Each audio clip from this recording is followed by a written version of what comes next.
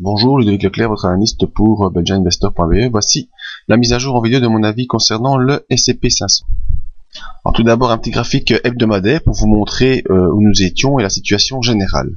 Nous avions atteint l'objectif des 1985 points début du mois de juillet, objectif qui a été travaillé pendant de nombreuses semaines, et ensuite décrochage au mois d'août où on est revenu sur la M20. Alors la semaine précédente, on avait pu avoir ici une petite bougie qui nous permettait d'avoir un rebond sur la M20, et il semblerait qu'on puisse prolonger ce rebond, en tout cas ici ce rebond qui est revenu sur la zone des 1955 points, 1960, qui pourrait être assimilé à un pullback sur le haut du range haussier. Donc vraiment on est dans une zone ici d'un rebond technique qui se fait malgré des volumes assez faibles, mais qui se produit. Donc on est dans une zone coincée ici au niveau hebdomadaire entre le haut du range haussier et qui va faire office de résistance, et la M20 qui elle joue bien son rôle de support, avec ici une possible étoile du matin qui pourrait nous relancer à la hausse au-dessus, en tout cas à l'assaut des 1985 points, et peut-être prolonger vers le haut. On voit que les bandes de Bollinger sont toujours elles haussières, donc bien orientées à la hausse. La M20 haussière, la M50 est très très loin et haussière également. Donc l'ambiance ici au niveau hebdomadaire reste toujours haussier. Au niveau journalier maintenant, eh bien, on va un peu agrandir ce graphe. On voit donc ici la correction qu'on a eue durant cette période du mois d'août. On a vraiment décroché pour revenir sous la M20 et sous la M50 avec cette séance baissière du 31 juillet qui était assez puissante.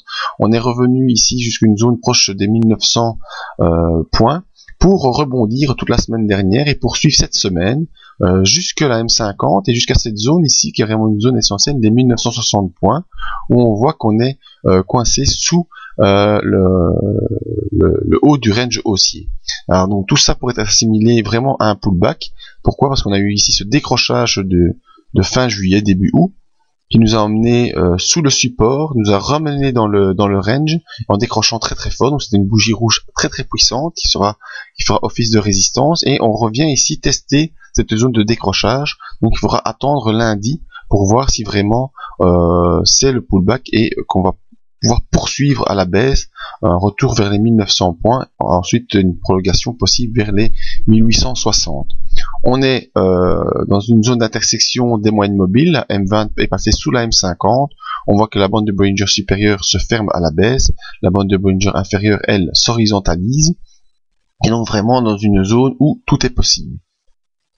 Au niveau des indicateurs, on voit que le RSI est revenu entre la zone 60 et 40, dans une zone neutre, vraiment proche de 50, donc on est vraiment dans une zone où tout est possible, il n'y a pas vraiment de pression haussière, il n'y a pas vraiment de pression baissière, on attend un signal plus clair.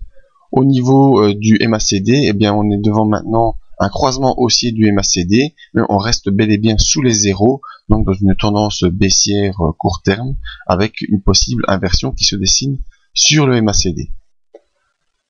Donc à surveiller pour lundi. Ici je prends cette grosse bougie rouge comme point de repère avec le point d'ouverture à 1965 points, qui sera une zone d'inversion de tendance. Si on peut avoir une clôture lundi au-dessus des 1960 points, on pourra alors envisager un nouveau retour haussier. Autre zone de repère, c'est également ici la M20 qui se trouve vers 1951 points, qui sera une zone à surveiller dès lundi aussi. Si le cours clôture sous les 1951 points, eh bien on pourra penser qu'on était dans une poursuite de la tendance baissière, parce qu'on a ici un point haut, un point bas, un point haut moins haut que le point haut précédent, et donc on attendra un point bas plus bas que le bas précédent aux alentours des 1900 points. Donc vraiment je vous invite à attendre lundi pour pouvoir la clôture de lundi soir, en tout cas pour essayer d'anticiper le mouvement qui se met en place. Je vous invite à venir voir des autres analyses sur les indices ou les matières premières, et venir faire un tour du côté de notre zone d'aide à l'investissement par nos signaux qui essayent d'être les plus pertinents possibles.